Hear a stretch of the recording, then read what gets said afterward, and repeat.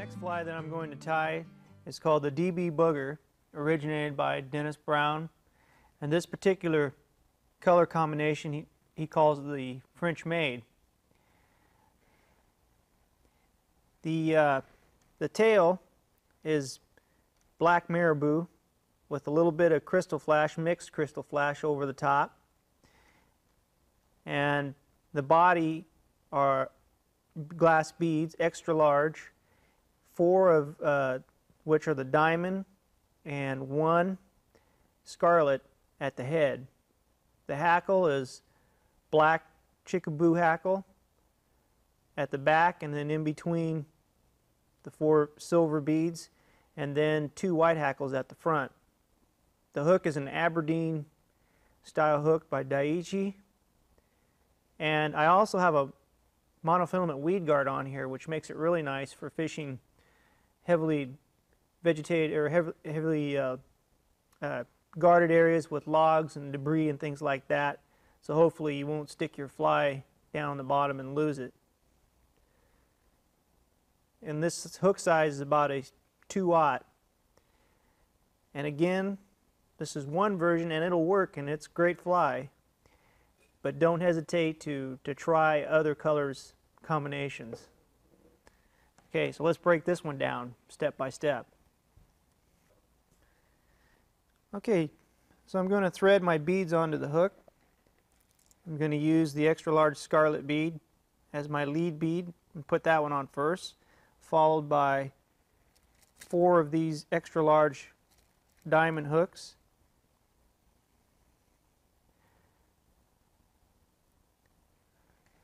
A couple more. One thing for certain, you can definitely get the extra large beads on without too much problem. Okay, we're going to mount this into the vise now. Okay, slide those beads all the way forward so that you have plenty of room to work in the back here. I'm going to use Kevlar thread to attach my weed guard on. That's next. So I'm going to come back here and start a thread base with Kevlar. I'm going to back off just a little bit here, bring the thread forward. Now when you work with Kevlar thread, don't use your best fly tying scissors, as Kevlar will quickly dull your good tying scissors. Use an older pair of tying scissors. And make sure when you cut the Kevlar that you cut lower on the scissors so that you don't weaken the tips. That is, to dull the tips. Okay, I'm going to use 20-pound test monofilament to start my weed guard. And actually I want to take a pair of pliers first and flatten the end down a little bit. This will help sit on the hook a little easier.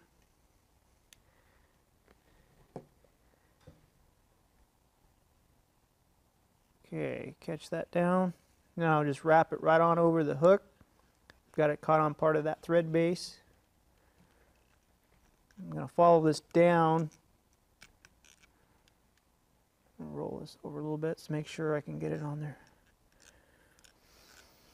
Okay, we're going to take this and just follow the curve of the hook, the bend of the hook rather, around.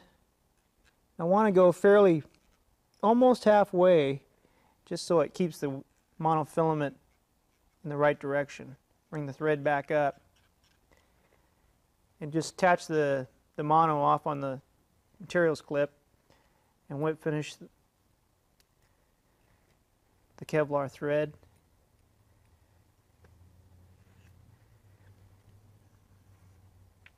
My older tying scissors so I don't dull my new ones. Okay. Now take note on this weed guard, because you can apply this weed guard to other flies that I have demonstrated today as well if you opt to have a weed guard on it, except for the glass hairworm pattern, which pretty much makes it weedless itself by having the hook point already through the rabbit strip. Now we're going to tie in again with the fine translucent thread at the back so we can tie on the tail. Trim off the excess. It's important that you give yourself plenty of room, and I use the barb as sort of a point of insertion when I'm attaching materials at the back of the hook. It's a good place to line up. So I'm about in the right place. And now I'm ready to add my two plumes of black marabou for the tail.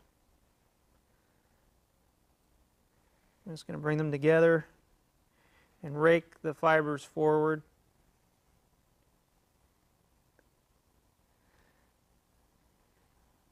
And I want the tail to be about as long as the hook shank. Come up and grab the thread with my thumb and forefinger, loose wrap, and pull down tight on top of the hook. Start cinching that down firmly.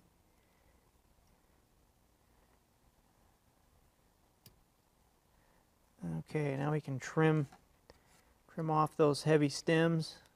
Go way into your blades to get your best cutting power. I think I'm going to go ahead and trim this up just a little bit. Normally I wouldn't, but there's quite a bit of extra here. So I'm going to give it a little haircut, or feather cut rather. Get rid of that fluff. Okay. We'll secure that down. Notice as I tighten down with the thread that it pretty well cinches down those butts down to the shank. How do I look on top? Okay, looks pretty good. Everything seems to be lining up well. I'm going to add a little bit of crystal flash for a little bit of added attraction to the tail.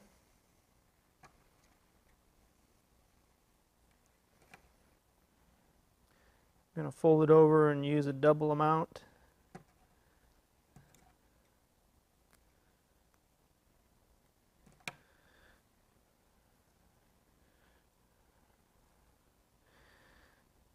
Okay, I'm going to tie that right on the very top and the full length of the marabou.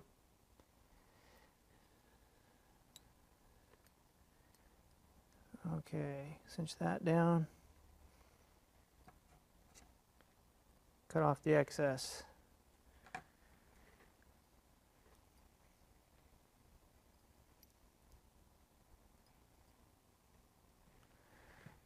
Now we're ready to add the hackles.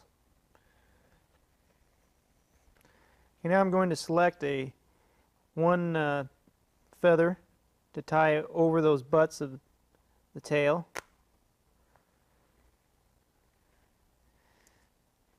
I'm going to strip off the base of the fluff. Now on traditional woolly bugger type patterns, you always tie in by the tip so that the larger fibers are the last to wrap around, so that you have a tapered effect of the shorter fibers going to the larger fibers.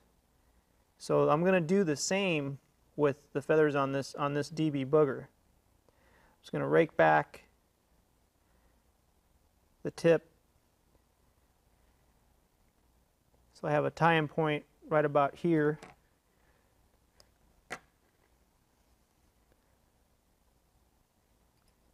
Tie that in just ahead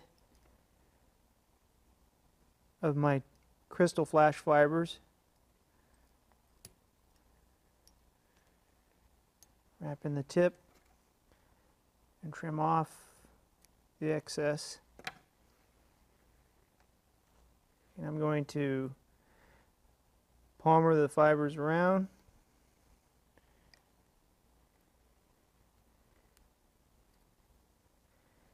If I can get my hackle to lie right.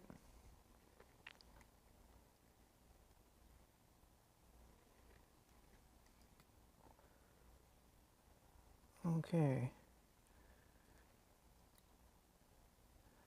Trap that stem in there.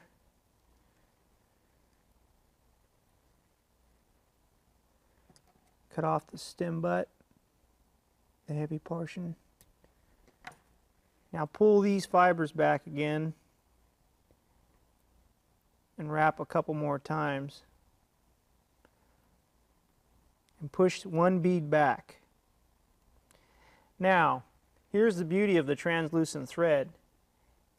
I wrap it underneath, up and around the front of the shank. Now normally you would use like regular tying thread, but you would have to tie it off and then cut it and then retie again. But with the translucent thread and the fact that it's basically invisible, you can get away with bring the thread underneath the bead and continuing on without having to sever the thread, which actually saves you a little bit of time. So now I'm going to select another feather. I'm going to go ahead and pull off about 4 feathers just to get me through the rest of this fly. Let's see, I'll just get one more just in case. Okay. I'm going to go to a little bit larger feather to get a little bit longer fibers.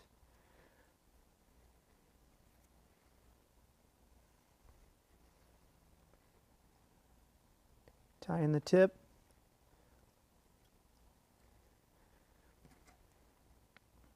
Cut off that tip and advance the thread a little bit forward. And also you can just grab the stem and rotate it around, rotate the feather around too. 2. I'm going to go around about 4 times. Okay. Whoop, get that little piece of mono wheat guard out of the way. I'm just going to pop that right off. I didn't even have to worry about cutting it. If I can get away with snapping off my material without using the scissors, I like to go ahead and do that. Sometimes I'm not always fortunate.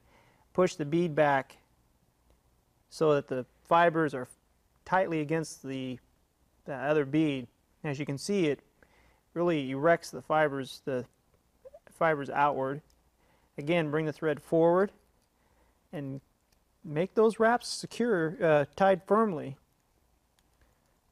Okay, we're going to continue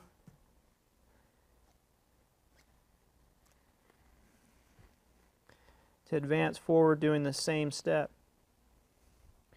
This particular fly and the technique that I'm using to tie this fly with is what I call a dressed glass bead fly, because I use a dressing of material between the beads.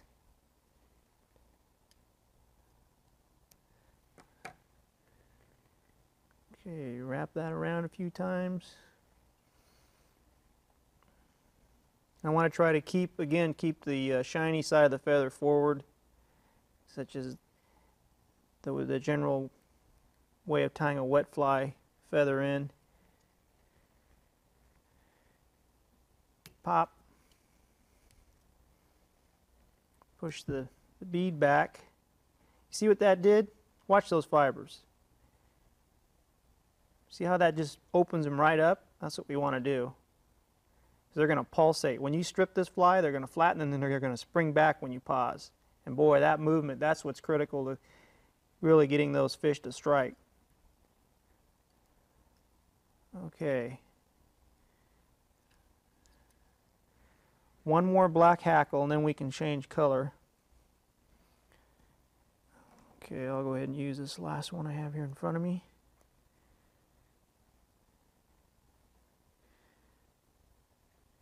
Okay, this will be it. Then we can move on to a different color.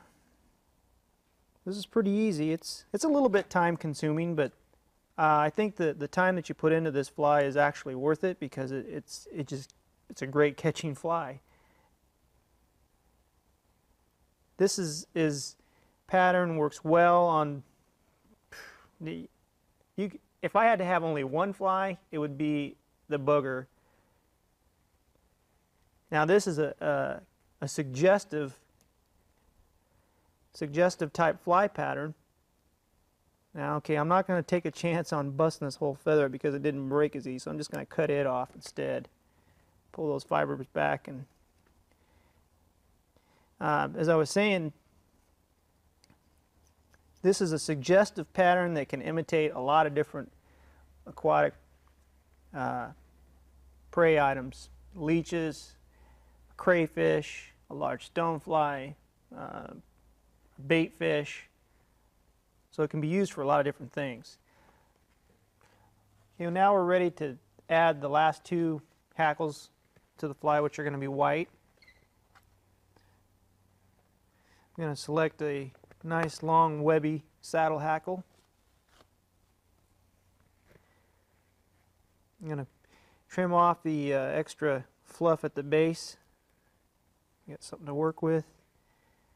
I'm going to come up here where the fibers are a little bit long, about halfway down the feather, so that they're going to be slightly longer than the black ones.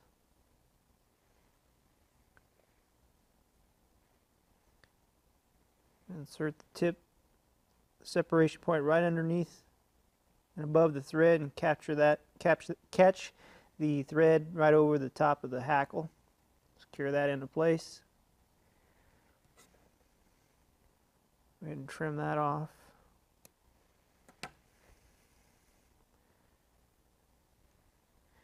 Okay, use the stem to wrap with. Make several wraps. You can pull those hackles back every once in a while. Okay, tie off that saddle hackle.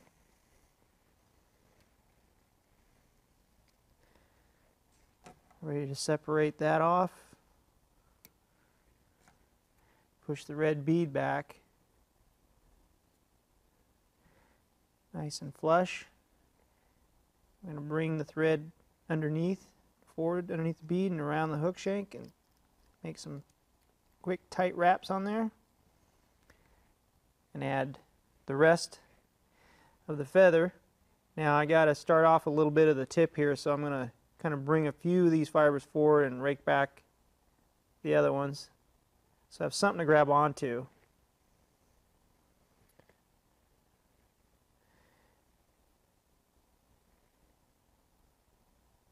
Tie that in.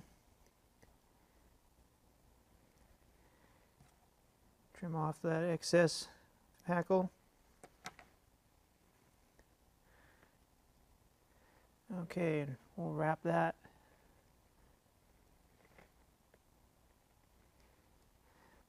Use those fingers to pull back those fibers out of your way, hackle fibers out, back. I think that'll do it.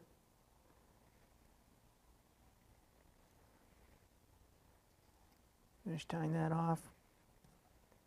Okay, we'll trim that off now. Again, using the fingers and the thumb, pull the hackles back out of your way and go right over the top.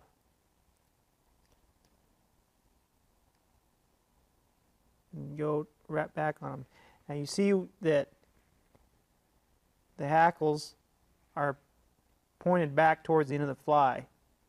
And take a close look at how, with the smaller hackles tapering towards the wider hackles at the front. And this is going to add pulsation to the fly, giving it good movement. Okay, now we're ready to complete our weed guard. And I want the weed guard to have enough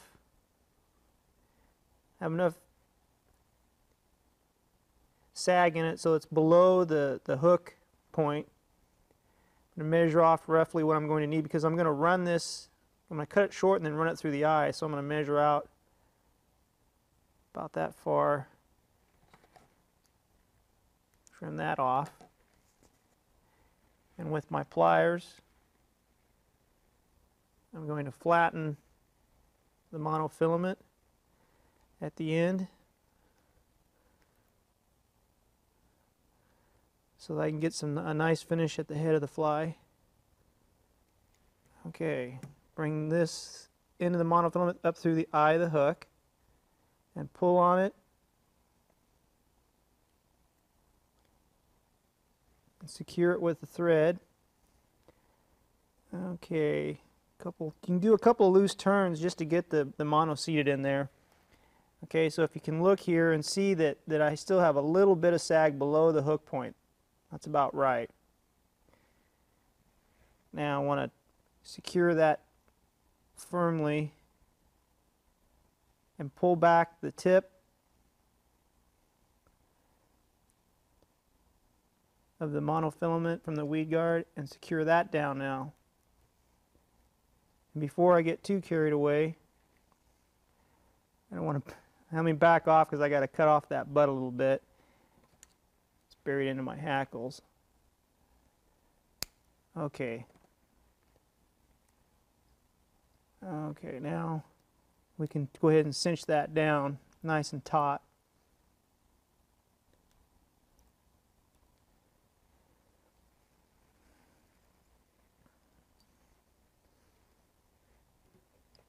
Wet finishing the head.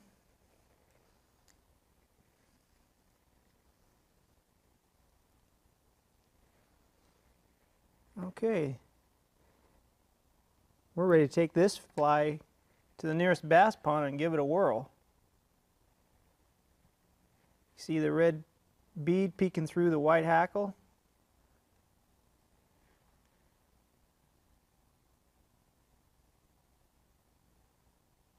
The French Maid DB bugger.